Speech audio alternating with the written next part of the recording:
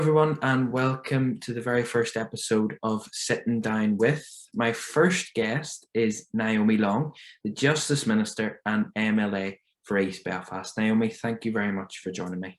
Thanks for the invitation. Glad to be here.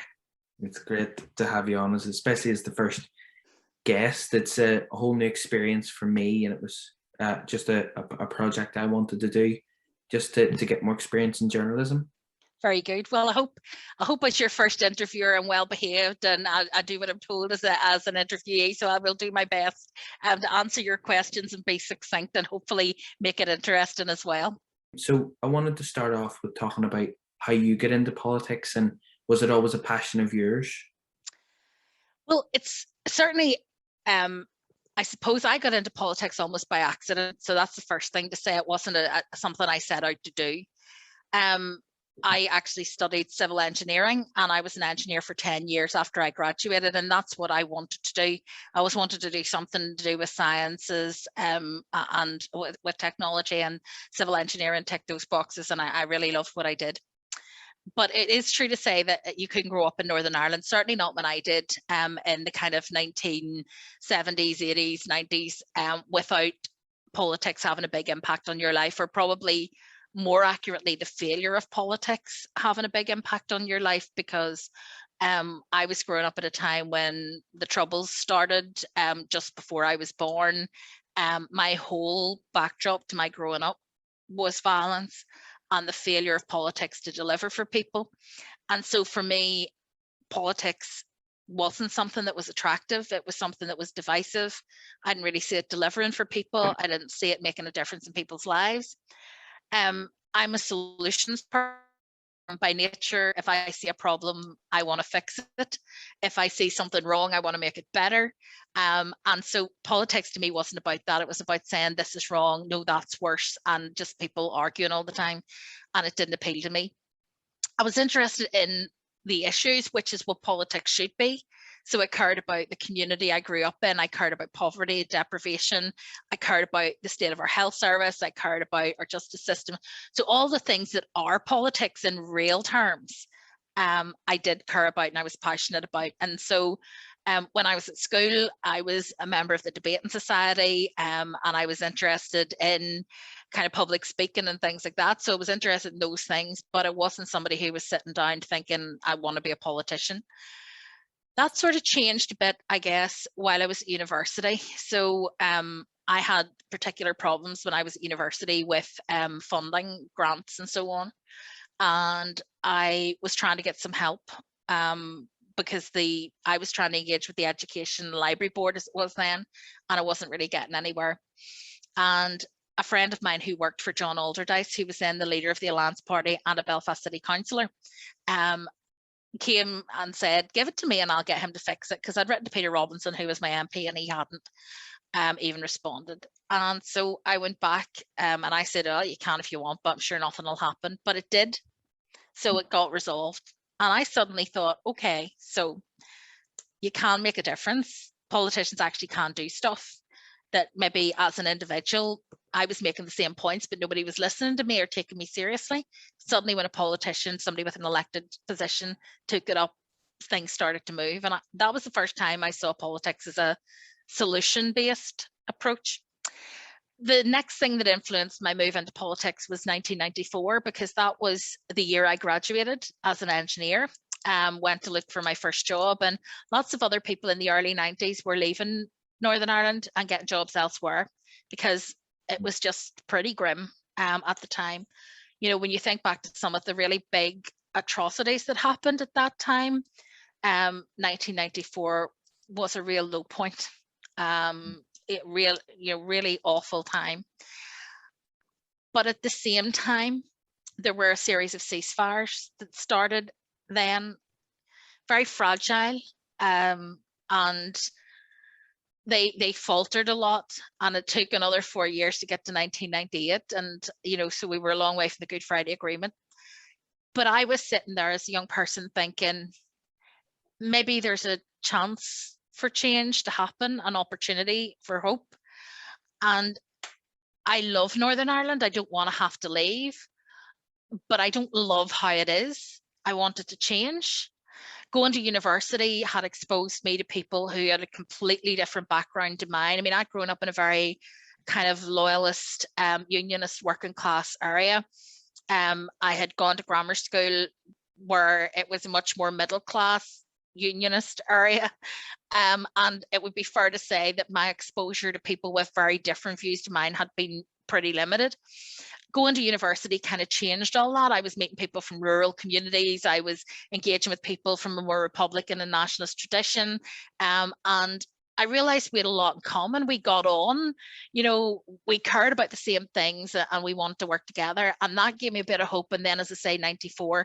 So I joined the Alliance Party in the mid-90s because I decided I was going to stay in Northern Ireland. I wanted to do something to make a real change. And when I was canvassed by Alliance and I talked to them about what they believed in, it was what I believed in. And what they were doing, it wasn't just that they wanted Northern Ireland to be shared, but it was already a cross-community party. It was already bringing people from right across the political spectrum together in one party, but not in a contrived way where we were all different and didn't agree on stuff, but actually bringing people together to say our priority is creating the best Northern Ireland we can for the people in it. And that's what we want. That's what we're doing now. And the people in it are people from right across Northern Ireland, right across the spectrum of religious and political divide. But their priority isn't unionism or nationalism. It's the people of Northern Ireland and their future. And that just chimed with me. And that's how I got involved. And initially it was just as an ordinary member. I had no ambitions politically beyond wanting Northern Ireland to be better. But I had no political ambitions of my own when I got involved in politics. And when I was asked to run for the first time, it was quite a bit later. It was in 2001. Yeah. I was working as an engineer by then, and I was asked if I would consider running for election, and I said no, definitely not. I was asked to run for Belfast City Council, and I said I don't want to. I don't want to be a councillor. I don't want to be a public figure. I want to be an engineer, and that's what I've trained as, and that's what I'm enjoying. And eventually they talked me into it by telling me that if I ran, I probably wouldn't be elected. And so I said, well, on that basis, I'm willing to give it a go to help the party out. And the rest is kind of history now, and that I was elected. I went on to serve 10 years in Belfast City Council. I became Lord Mayor. I also became deputy leader of the party during that time, 18 months after I was elected to Belfast City Council. I was elected as an MLA. Again, I only stood because no one else would. And so I kind of stepped forward and said, oh, well, okay then. And I ran and got elected. And then I went on to be elected as an MP and then an MEP. Yeah. And now a minister. So I've done pretty much every job in politics that you can do, having started out with the ambition of being a civil engineer. So it shows, I hope, that, if you're passionate about something and you really care about the issues and you find the right niche, actually you can do all sorts of things that you never think you're going to do, whether it's a school or university or whatever. I mean, I wasn't from a political family. There were no people in my background who had been elected or anything like that. Yeah. I just came to it because, as I say, I wanted to make a difference, and that's what keeps me in politics as well. It seems like a pretty good reason to be involved with the issues and really concerned about that. You mentioned about all the different jobs you've had in politics, and that was kind of where I was going with my next question. Is like you grew massively, really, from the start of the century into politics, from the city council to the MLA and a deputy leader as well of the party. Tell us about each role and how it differed from each other and what you enjoyed about them the most. Well, I mean, being elected to Belfast City Council, it was actually quite a difficult period because there was a big issue. It seems silly now when you see how much the city has changed, but at that time, the idea of a Sinn Féin Lord Mayor was just unthinkable for unionism in the city, who had been in the majority for ages. In 1997, Alliance had taken the balance of power in the council, so it was equally balanced between unionists and nationalists, and we held the balance. And at that stage, Sinn Féin were able to be committee chairs. I mean, this sounds ridiculous, but they weren't even allowed to chair committees before that. And we had said that things needed to be shared and equitable. There'd never been a nationalist Lord Mayor until Alliance took the balance of power. and we supported Alban McGuinness and the SDLP to become Lord Mayor, because we believed that it was right that Nationalist and Republican people in the city were represented and were visible, and could see that their elected representatives were treated fairly and with respect, because I think that's important in terms of people feeling ownership of the city. So that was something the party had been doing. When I came onto the council, there was a big upheaval around the first Republican Lord Mayor, who was going to be Alex Maskey. And there was this massive push against it. And it was going to be my vote that was going to make the decision, because we had 3 votes, but we held the balance. And so I kind of joined politics as a councillor, and most people get a run-in of, like, you know, you start dealing with bins and and like all that kind of like easy stuff, where you're just trying to do practical things to help people. And I landed in the middle of a major political controversy. You know, within a year of being on the council, I received my first death threat. So it was, you know, it wasn't an easy kind of baptism into politics. But I suppose what happened was, in that first year, first of all, I saw how fraught relationships were and how much needed to change. Like, we were 3 years after the Good Friday Agreement, people were sitting together in Stormont, but still trying to block each other being Lord Mayor of Belfast. It made no sense to me. Yeah. And so I saw there was work to be done, and I felt motivated to do it. And when I got my first death threat, obviously it was an unpleasant experience, and it always will be an unpleasant experience to get a threat like that. But I also realized the fact that there are still people in our community who think that that's an acceptable reaction to politics they disagree with just proves more and more that we need the Alliance Party. We need what we're doing, and we need to deliver on that. So far from dissuading me from getting involved in politics, it actually pushed me further to say, I'm going to continue to stand, I'm going to continue to push back. So I suppose that's part of it. I was asked to run 18 months later for the Assembly, and I wasn't sure whether I wanted to do that or not. The Assembly was suspended at that time, so there was no Assembly. There wasn't any clarity as to whether there would be or not. And I decided to run, I guess, on the basis that I thought, well, if the Assembly doesn't come back in the next 6 months or so, they'll probably close it, in which case I'll go back to being an engineer. Nothing lost in all of that. I'll take a leave of absence. And if it does come back in the next 6 months or so, then I'll go ahead and I'll do this. And I kind of knew that, you know, I would give it a whirl. In the end, it was suspended for 4 years. So for the first 4 years I was an Assembly member, I never once sat in the chamber. I never had the opportunity to do that. I was just working away in my constituency. But in some ways, again, when you talk about what your passion is, I loved constituency work. I love doing the stuff that makes a difference to people's day-to-day lives. You can't fix everything, but you can fix a lot if you really give it your attention and time. And I was able during that time to do a lot of work and build, I suppose, a lot of momentum within the party and momentum for the party during the elections. And I went from coming in 4th on a fairly marginal vote in 2003, you know, to coming within 52 votes of Peter Robinson in 2007 election. So if you work hard, you can close those gaps, and that's what I did. I love the council, the immediacy of what you do in council, the fact that if somebody phones you up about collection or, you know, illegal dumping or whatever, it happens. But also when you take decisions about policy strategy, they're implemented really quickly. There's a speed to local government.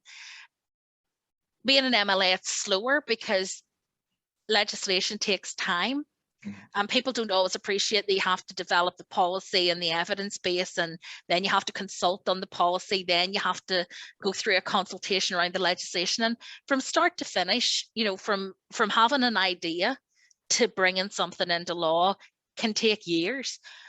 It's rewarding in a different way, but it's not as immediate. The rewards are not as immediate. So when I became an MLA, I suppose that was the first frustration for me, was that I want to move quicker. I want to do things. But I enjoyed the scrutiny in committee. I enjoyed the fact that we were able to be engaging in the Assembly and just delivering on some of those things. And obviously the constituency work was still there. And there were opportunities for us to challenge some of the ideas and some of the things that were there. As Lord Mayor in 2009-10, I suppose another great thing is about celebrating what communities do well, because as a politician, a lot of what you see are the negatives. People come to you with their problems. As Lord Mayor, people come to you at points of celebration where they want to talk about the things they've achieved, what they've done, how they've done it. And yes, you still hear about things that are wrong. And as Lord Mayor, you've got a lot of convening authority to bring other people together to fix it. But you also get to celebrate the good stuff. And you need to be reminded in politics sometimes of the good stuff.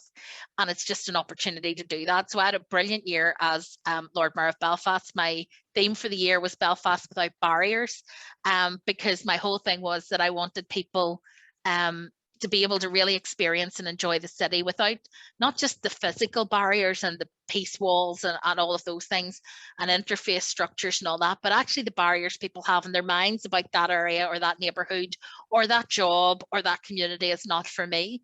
And I wanted people to take that away and say, actually, this is our city. It's all for all of us, and we should share it more and get people moving around and seeing things that are happening in different communities and celebrate that. So it was a really, I loved that. And at the end of that year, I was elected to Westminster. Very, very different role, much more remote from the constituency. I was the first Alliance MP ever elected to Westminster. And of course, now Stephen Farry is the second ever elected to Westminster, which is great because it proves it wasn't a one-off. And I loved the work there. Again, very different to the work in the Assembly, which is about devolved issues.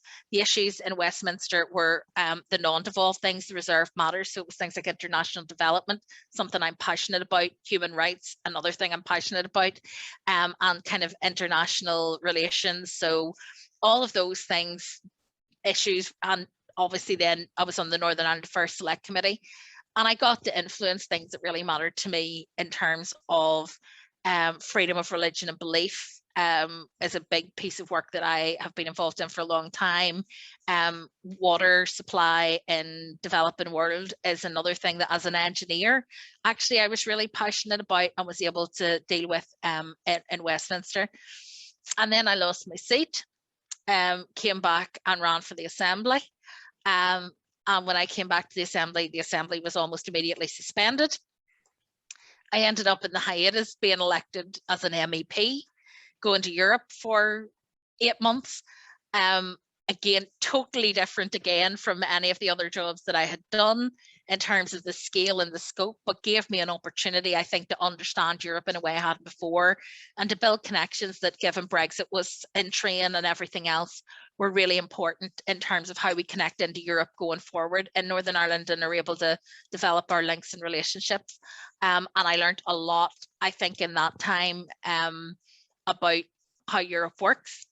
Came back to Northern Ireland in time for the Assembly to be restored, and lo and behold, ended up being Justice Minister. Again, completely different role, but one that I love because I'm learning all the time about the justice system and the complexities of it, but I'm able to make decisions and drive things forward and make real change for victims, make real change for people who are going through the justice system, dealing with things like rehabilitation in the justice system and ensuring that those who find themselves in our care in the prison system are given every opportunity to turn their lives around and rebuild. But also the thing about delivering after 3 years of no Assembly. When I came into this job, I said what I wanted to do more than anything was impact on people in Northern Ireland to show them that the Assembly mattered. And so I focused 5 pieces of legislation going through in 18 months. I think that's the most of any minister in the history of the Assembly. All substantive pieces of legislation as well, not just kind of small bits, plus all of the other secondary legislation and everything else that we do as routine.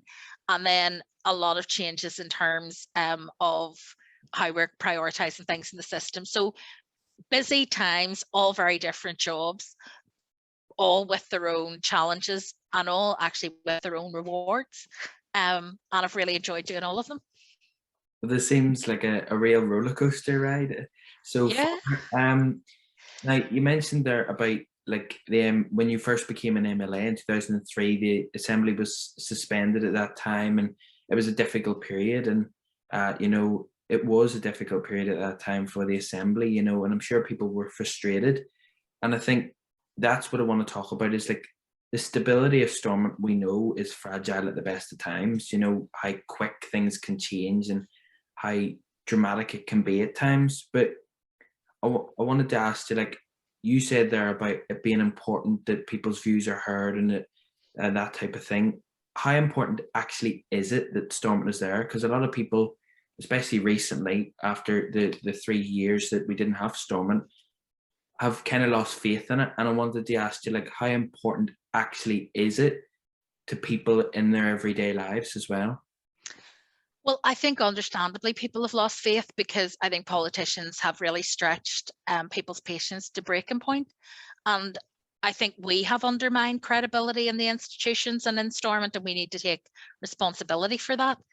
It's absolutely important because it's part of the Good Friday Agreement. It's part of our settlement. And in terms of our stability and all of the progress we've made in terms of tackling paramilitarism and trying to change our community from being one where violence was the norm to one where violence is the exception, has taken a huge amount of courage and effort. And so to get to that point, we needed to have devolved institutions where we could actually come together and work together, shape a Northern Ireland that embraced everybody and gave everyone their place. That's not easy to do, and I don't make light of it by any means, but it is vital for that reason. But it's more than that, because if you look at what they're doing in the current government and you look at the direction of travel in Westminster, it's not a direction of travel that I would welcome. I don't share their priorities and their policies and their values.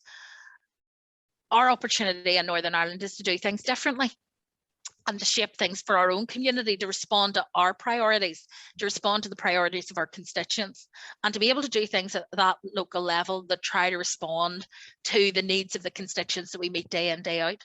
So I think devolution is important because it brings democracy closer to the people who it's there to serve. By me being here, I've been able to take a decision which will impact directly on people's lives. And there are literally dozens of other decisions I take every day that have that impact. There will be things that I can't do. And there will be some of them that would be very, I suppose, desirable and I would like to do, but I don't have the resources or the money or the ability to do it. And I have to be honest with people about that. So there are difficult decisions too. But there are opportunities. There are opportunities through tackling paramilitarism program to be able to try to better support people who are vulnerable to the pressures the paramilitary organizations place them under. There are opportunities to bring legislation that I talked about earlier, and I've brought 5 pieces of legislation, most of them concerned with things that will directly impact on victims, whether that's the current sexual offences and human trafficking bill, or whether it's the domestic abuse bill that I brought that has already come into law and is now the Act, or whether it's things like the committal reform bill, which will speed up justice, but also prevent vulnerable victims and witnesses from having to give evidence more than once. All of those things to me are about trying to make the justice system, which I'm responsible for, more responsive and more effective in delivering justice. And you cannot do those things without a minister. You've got to have somebody here willing to do it. And with the best will in the world, I've been doing this job for the last 18 months, and a directorial minister who has to sit in Westminster 4 days a week and flies over here to do a day or maybe 2 days at the weekend, the way it used to be, is never going to have the time or the capacity to be able to drive legislation and change the way we can locally. And that's why Stormont matters. It matters because it's about building that better future that the Good Friday Agreement set the foundation for, and about shaping a society that people can really be proud of. And I think we would be mad not to respect the institutions and to treasure the institutions, however frustrating our politics are. And if people think the politicians are disrespecting the institutions, choose better politicians, ones that will actually use the institutions to deliver for the people who elect them. Yeah, and that's a real good message, is that it's been a lot of things over the past few years, especially even before the assembly came back. It was more arguing between certain people of whose fault it was. It didn't matter whose fault it was. It was about getting back for the people, and I think that's a really great message. You talked about all your different jobs as an MLA, MP, MEP, etc. But you became leader of the Alliance Party in 2016, following on from David Ford. What were your thoughts and feelings about taking over a political party in Northern Ireland? It was daunting. I mean, I've been deputy leader for a long time, and I knew what the job entailed. But I wasn't one of those people who was trying to get David out the door so I could take it on. I liked being deputy leader. I liked being able to kind of support David in what he did. And we were very much a leadership team. So kind of David as leader, myself as deputy leader, and Stephen Farry, who at that time was working very closely with us in terms of policy. So we'd always been a strong team. And it was really, I guess, just a little bit of change. It wasn't a massive transformation in that I became leader, Stephen deputy, and David is still very involved with us. And we were then able to bring other people through in terms of chief whip and all of those other things. So it was daunting because I think I recognized that people looked to me in the party for leadership, but also people in the community more and more looked to me to say, well, we'll judge the Alliance Party by what she says and does, and I'm not always going to be perfect. So that's a big responsibility to have on your shoulders. I also know how precious what Alliance is trying to achieve is to people, how important it is to the founder members who are still active in the party, how important it is to the people we represent in terms of people who genuinely don't want to be pigeonholed as orange or green, but see a different kind of future. And so it's a big responsibility, but I love leading the Alliance Party in the sense that it's a party that wants to be led. Some parties don't want to be led. They all want to go off in their little kind of local groups or their different like little areas of interest and do their own thing, and they don't really want to be coherent and together. I've generally found Alliance to be very cohesive in terms of what it wants to achieve. There's a good sense of kind of, we don't agree on everything, and we sometimes have really big debates in the party to like shake out the issues and see where we're going to go with things, and that's healthy. But once we make decisions, people get behind them and really drive them, and I think that makes it kind of a pleasure to lead the party. There's also, I mean, I suppose my objectives when I took the job on was that I recognized where the party was in 2016. So we'd had some good elections. We were, we had grown quite strongly in that kind of Eastern Northern Ireland, kind of outer Belfast ring. But we weren't really breaking through west of the Ban. We weren't really breaking through in some of the more rural parts of Northern Ireland. Some of that was a strategy that we had to develop to deal with the fact that we had limited resources, and so we had to put them into seats to make sure we held them. But some of it was also that, because that had happened over time, other parts of the party had become a little bit kind of depleted in energy and resources. So I said that what I wanted to do was grow the party across Northern Ireland. I wanted to get out there and make sure that we found candidates in constituencies like Foyle and West Tyrone and Fermanagh and South Tyrone who represented those constituencies, who were willing to go and do the work ahead of elections, not just around elections, that we would identify people and develop them and try and get them onto local councils. And I spent a lot of time going around Northern Ireland doing that and engaging with people. And it paid off because obviously in the most recent local elections, we saw a massive increase in our vote. We broke through the 10% barrier that everybody claimed we would never break again, and we did. In fact, we broke it quite a number of times in that because we broke it over Europe and we broke it again over Westminster. So I guess what we were able to do at that point was to expand our membership. We now have councillors in Derry again. It's the first councillors we have had in that area. Since 1983, like even for me, that's a long time ago. So, to have councillors now sitting in that council again, representing alliance-minded people, is fantastic. Same in Omagh, we're able to get a councillor in at Fermanagh and Omagh Council. And at the minute, there's only one council, Mid-Ulster. That's my next target. We don't have anybody in Mid-Ulster Council, and that's what we're heading for next, because we want somebody there. But it's to be able to have that alliance voice and to build it. And that was my objective. And we've done that. We've got back into Westminster, and hopefully at the next Assembly elections, we'll see an increase in the number of Alliance MLAs, because I think people perceive us as being a very big party now Yeah. because we've got a lot more members and a lot more momentum, but we still have only a small number of elected representatives. And so they're all very stretched. We have a very small staff team because we don't have a lot of money. So they're all very stretched. So if we could grow the party in terms of elected representatives, then we would be the bigger party with the capacity to do all the things that we really want to do and really aspire to do. But also for me, it's not about growing Alliance on its own, because that, I mean, that's all well and good and that's nice for the party. It's about what Alliance can do when we're in that position. It's about the change we can make in education, health, justice, the economy, all of those different things, where we can actually say to people, this is what the future could look like. You know, what if you didn't, you know, keep voting for the same parties who just fight with each other? What if you actually got our vision, caught our vision and our ideas and ran with them? What Yeah. would happen? And it's about giving people that option to say you can change things. It doesn't always have to be the way it was.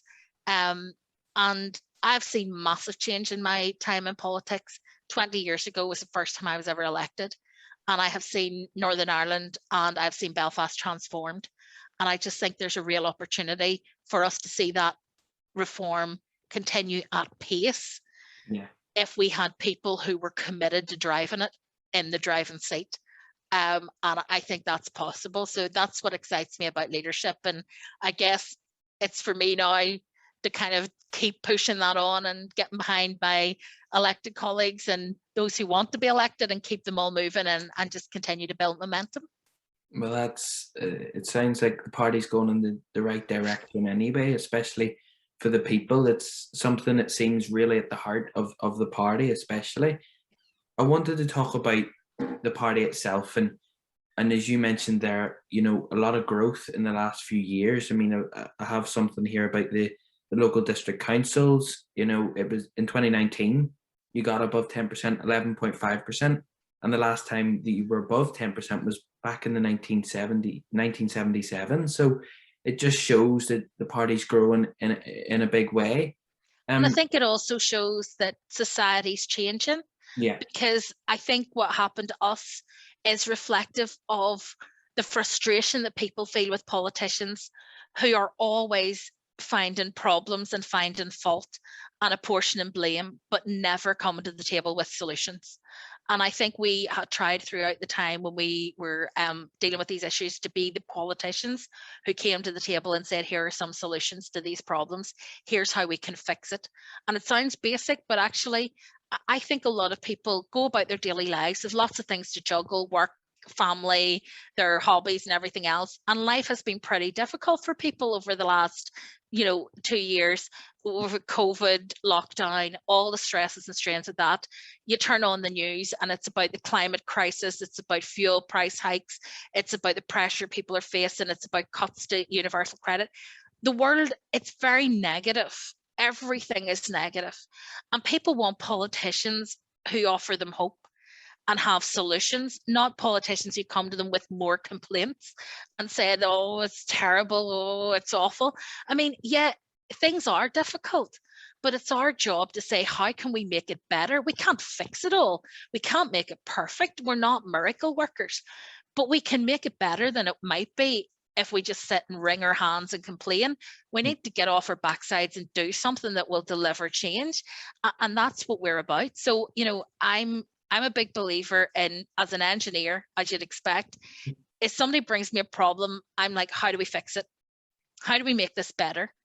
And I keep telling all my colleagues, and it's drummed into everybody in the party, don't be bringing me a list of complaints. Come to me with suggestions for fixing it. I want you to think in terms of how do we fix it. Don't criticize other politicians for what they're doing and leave it there. If you're going to say, I don't like what X is doing, tell us what you're going to do differently. Always offer a solution. And then it's not negative. It's not just politicians bickering. It's actually politicians offering people solutions and alternatives.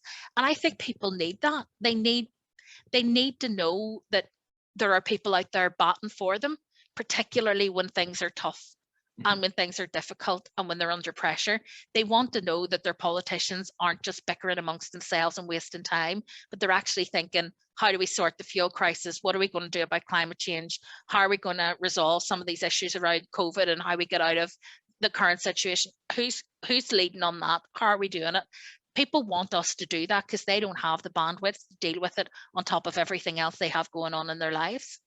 Yeah, and that's again a really great way of looking at it. You know, it's not about always complaining and creating problems. It's more about sorting out the problems you have now and then moving on and working together with it.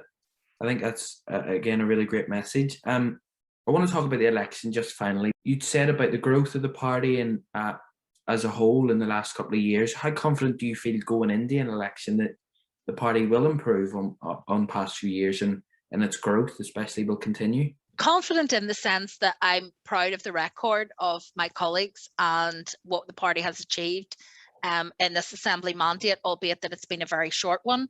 We also played a critical role in getting the executive back up and running again, because I think if we hadn't agreed to go into the executive, things would have been a lot less likely to get to where they did. And that was a difficult choice for us because we'd left the executive in 2016. We didn't go into the executive because we didn't believe the executive was operating as it should be. So going back in without major reform wasn't easy, but it was worth it, I think, to get the assembly back up and running again. So I'm proud of that. I'm confident in the sense that we've done a lot of the work, but I'm not complacent because I think that would be dangerous. The only polls that really matter are the elections themselves.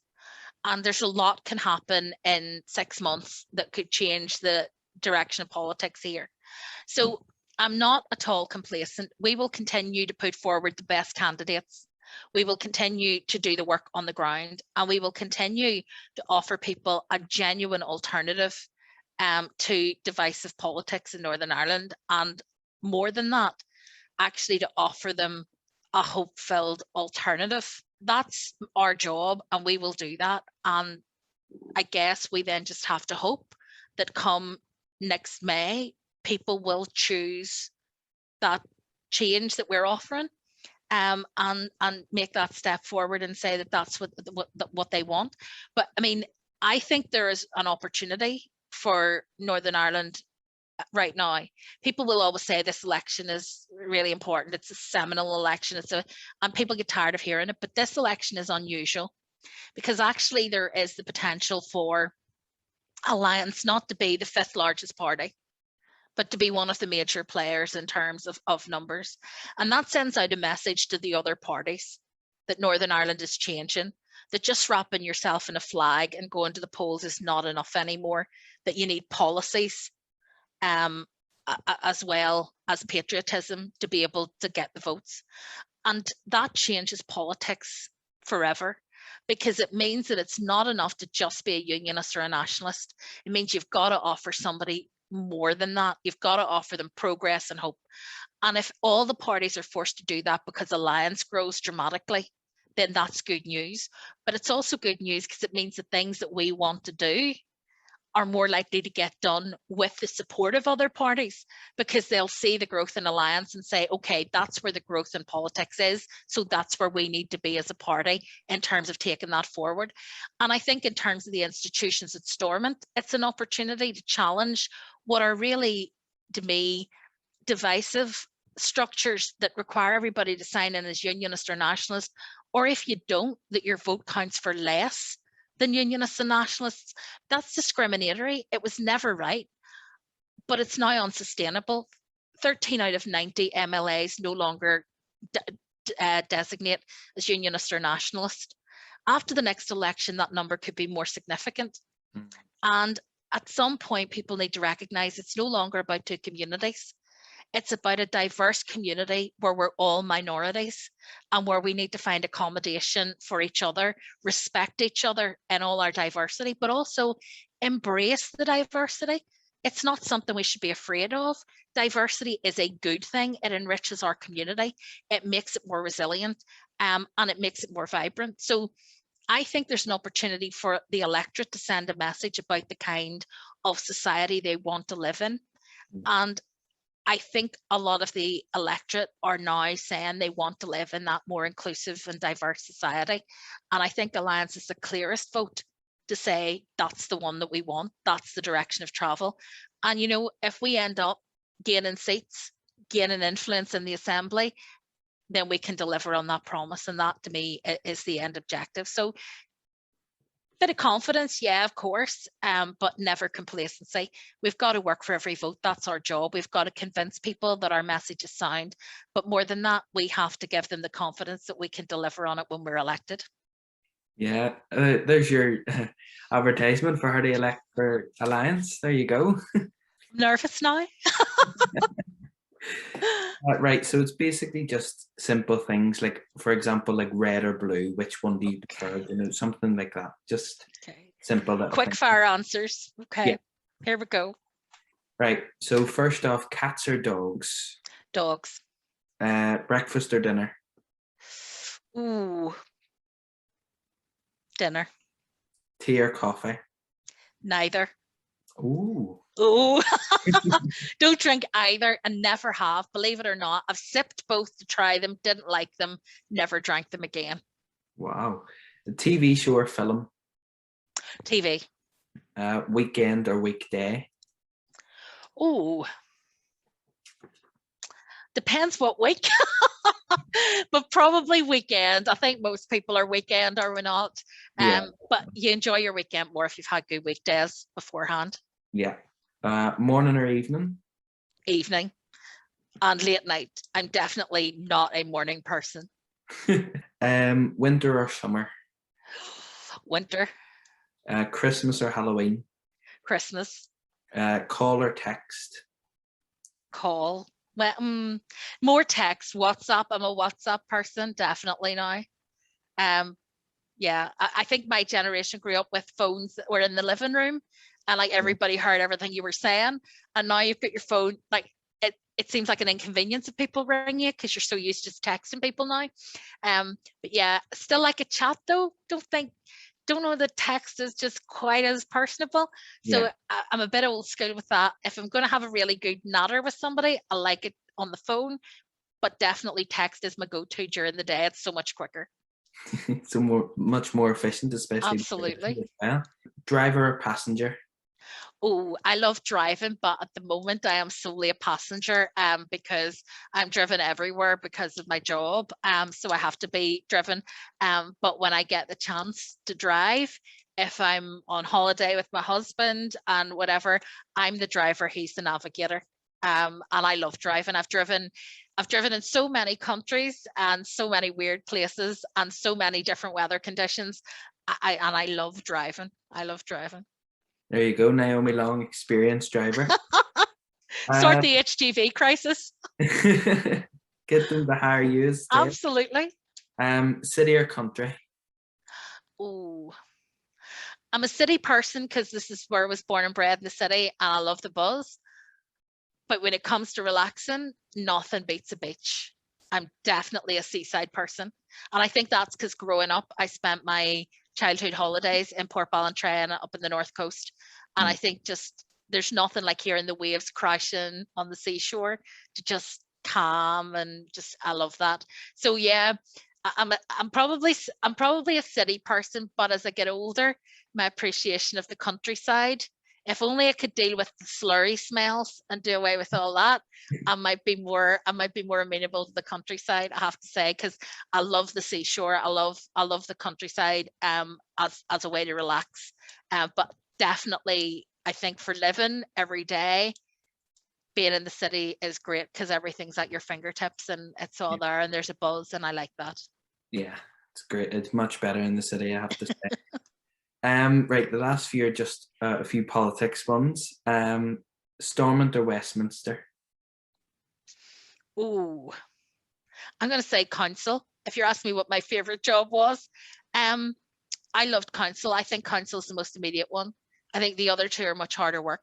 Yeah, But in reality, Stormont, because I think it's the most important one right now, um, in terms of Northern Ireland. So I'll go Stormont. there you go.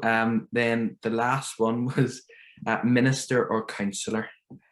Ooh, uh, that's actually a closer call than you might think, because they're bizarrely similar in the decisions that you make kind of get acted on. I'm going to go minister because I think you've got more opportunity to make a difference. So I'll go minister. There we go. Thank you very much for that. I'm glad they weren't too difficult. I thought you were going to throw me some curveball like pineapple on pizza, because that always divides the nation. And I'm definitely a no to pineapple.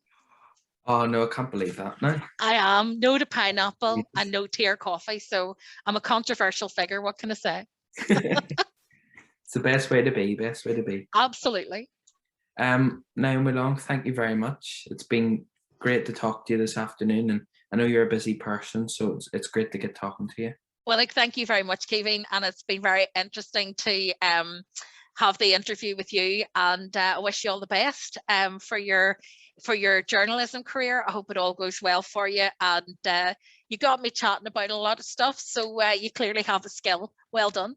Thank you very much. Thank you. All the best.